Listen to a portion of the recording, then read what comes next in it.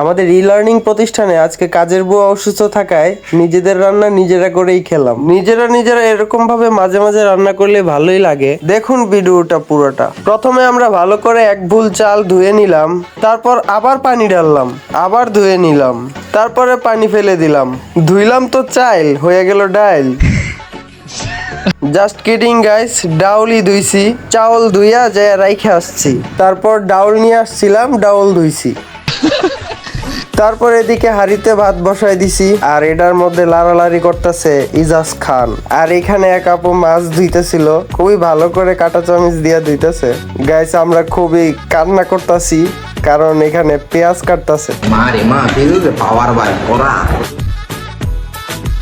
তারপর আমিও কিছুক্ষণ পেঁয়াজ কাটলাম। পেঁয়াজ কাটছে, ছেলেটা কত কষ্ট করে। তারপর একজন ছিলতেছিল আলু, আরেকজন করতেছিল স্লাইস। আলু কাটার স্পিড দেখা আমাদের এজাজ চলে গেছে আলু কাটতে, তার আলু কাটার স্পিড ছিল আরো স্লো। তারপরে মাছ ভাজা শুরু। এজাজ এদিকে ডাউল গুলো ভালো করে মিক্স করতেছিল, আর এদিকে কাটাকাটির ভেজাল শেষ করে রান্না বসিয়ে দেওয়া হলো। এইদিকে ডাউল রান্না করা শেষ, আবার তরকারি রান্না করাও শেষ, ভাত রান্না করাও শেষ।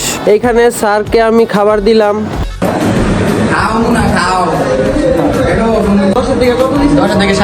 তারপর আমরা খাওয়া দাওয়া করে নিলাম। সো গাইস, আজকের ভিডিওটা এ পর্যন্তই। তোমাদের কাছে কিরকম লাগছে তা অবশ্যই কমেন্টে জানাবা।